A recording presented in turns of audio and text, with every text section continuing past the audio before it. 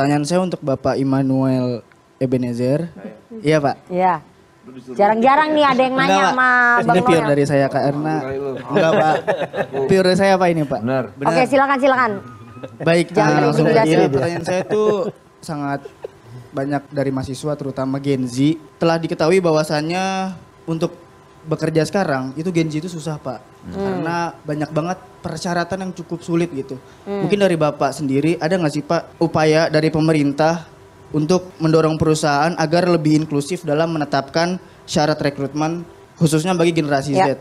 Oke, ini menarik nih pertanyaan menyangkut hajat hidup Gen Pertanyaan Z teknokratis nih. langsung. Iya, Ini langsung menarik. nih, menarik nih. Bang Noel, ini bisa nggak persyaratan pekerja itu lebih inklusif bagi perusahaan-perusahaan? Anda akan melakukan terobosan itu nggak? Ini suara hati Gen Z nih yang ini susah terima cari kerja. kasih. Ini menjadi concern saya soal dari dulu ya, soal syarat bekerja gitu. Padahal terkadang perusahaan juga mensyaratkan para pelamar pekerja ini dengan ketentuan khusus ya kan. Padahal ujung-ujungnya cuma tenaga aja yang digunakan, bukan disiplin ilmunya. Nah ini akan kita menjadi bahan evaluasi kita bersama nanti. Apalagi tapi harus dipahamin kawan-kawan mahasiswa bahwa hari ini era digital. Kawan-kawan punya peluang besar dalam melakukan bisnis yang begitu bagus ya. Apalagi membuat startup dan sebagainya. Bisnis online lewat rumah, ngapain lagi menjadi pekerja kawan-kawan.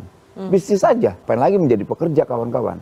Bisnis saja. Baru pulang ya dari S2 gitu. Dan kebetulan saya merasa bahwa saya kan merupakan kaum anak milenial dan saya merasa bahwa lapangan pekerjaan sekarang itu sangat sulit digapai karena banyaknya permainan orang dalam. Apa solusi terbaik dari Mas Gibran? Jadi pengusaha.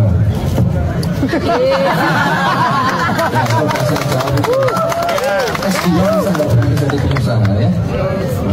Masih mau ngelamar kerja? Pengen. Jadi pengusaha aja ya? Ada juga usahanya. Oh ya udah, jadi pengusaha aja ya. Gitu loh.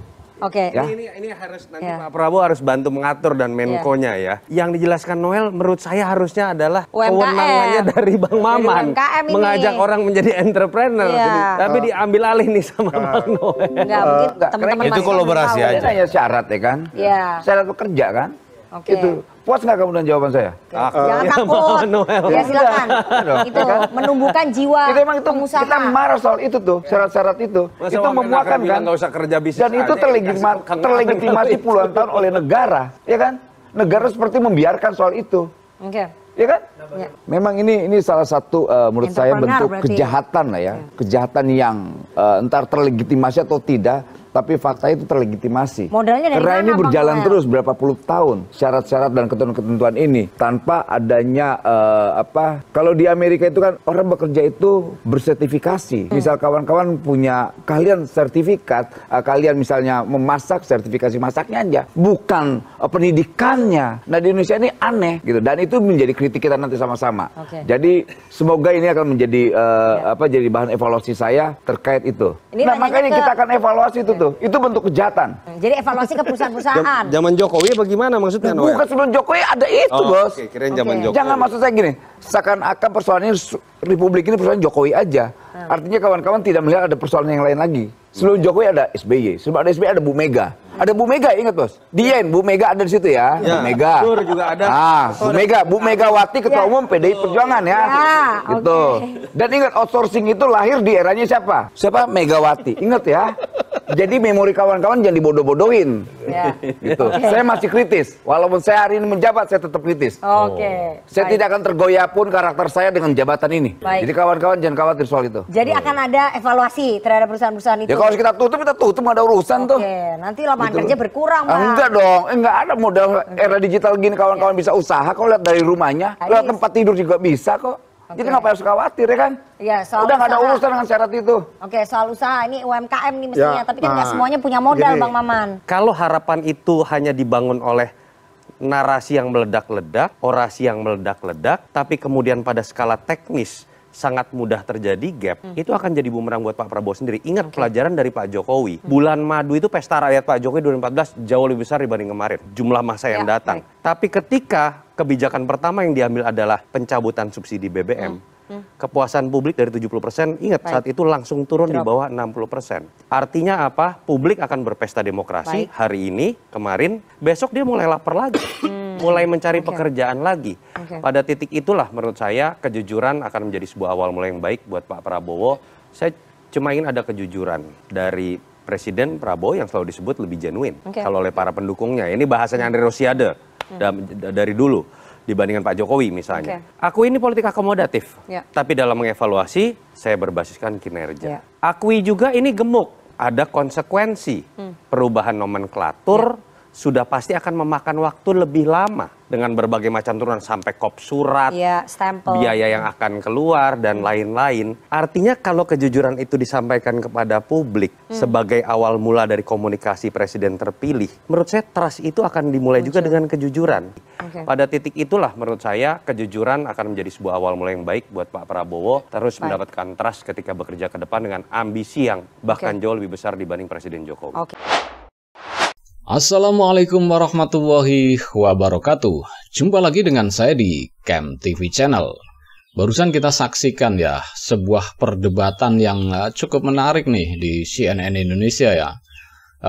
Ternyata ini wamen yang baru nih, Immanuel Ebenezer alias Noel ya, ditanya oleh narasumber atau seorang mahasiswa yang hadir di acara debat tersebut ya, atau diskusi tersebut.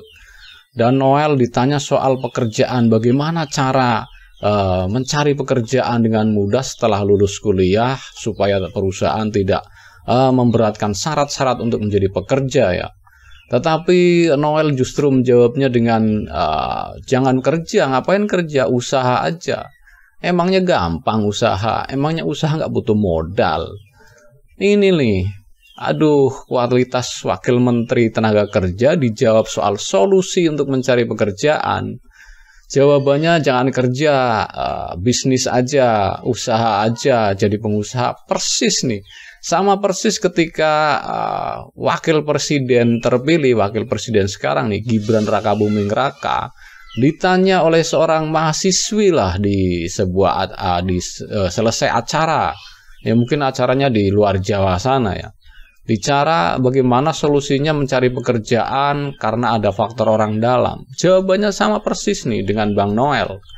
Usaha aja, jadi pengusaha aja. Ngapain kerja, jadi pengusaha aja. Seolah-olah itu jadi pengusaha itu lebih gampang dari jadi seorang pekerja ya. Emangnya semua nggak butuh modal? Iya, kalau anak presiden sih langsung dapat modal. Ya, modal privilege, modal dari bapaknya, semua sudah tersedia. Nah, kalau kayak kita lulus kuliah atau lulus SMA, lulus sekolah mau cari kerja, kalau nggak ada orang dalam susah. Apalagi sekarang syaratnya harus ya tetek bengek lah, harus pengalaman kerja lah, sedangkan kita masih baru, harus punya pengalaman. Kan ini sesuatu yang kontradiktif bagi pemula loh, yang lulus kerja, bagaimana cara untuk mencari pekerjaan, untuk menghidupi dirinya sendiri, bahkan mungkin membantu orang tuanya mungkin. Ini kan sesuatu yang, waduh, jawabannya ini kok nggak nyambung sekali ya. Bahkan di sini dikritisi oleh pengamat politik, Bung Yunarto Wijaya ya. Masa solusi mencari kerja, solusinya jadi pengusaha. Di rumah sambil tidur aja bisa jadi pengusaha. Bisa jadi seorang bisa berbisnis di tempat tidur melalui gadget atau handphone. Itu kan bukan solusi dan bukan jawaban yang tepat. Seorang menteri, wakil menteri tenaga kerja, jawabannya seperti itu. Itu waduh, ya. Dan di sini ditertawakan semua ya, bahkan di depan mahasiswa loh ini.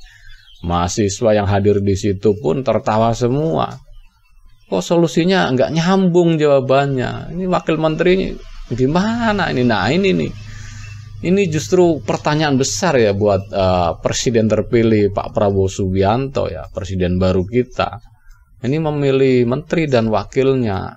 Ini menurut kapasitas atau kedekatan atau karena dia berjasa kepada beliau atau bagaimana ya? Pasalnya ditanya masalah aja solusinya nggak nyambung.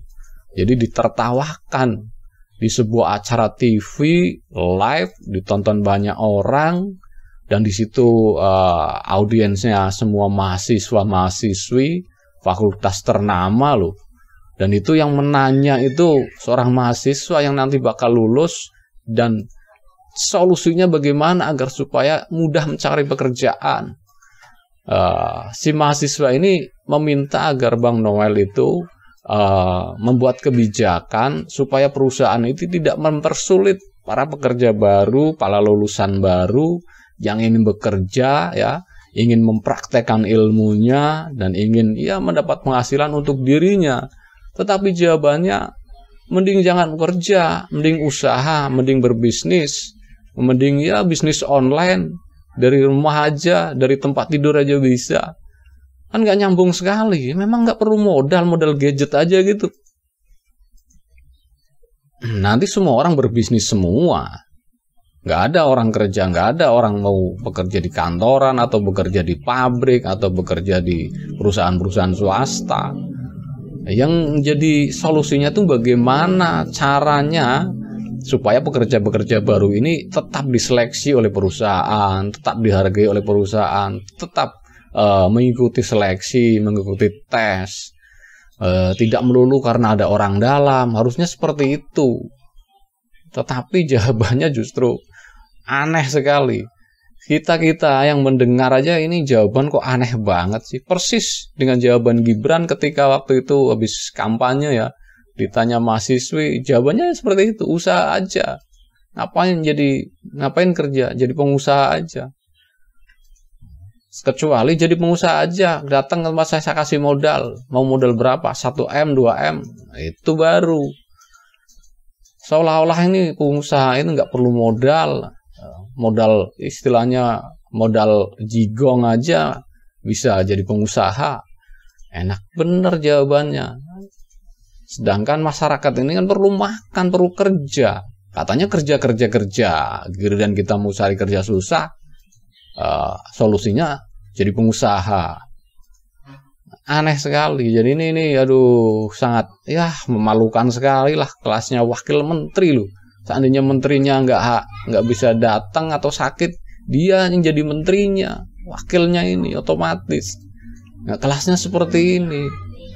Harusnya Pak Prabowo tuh menyeleksi menterinya dari kualitas, Pak.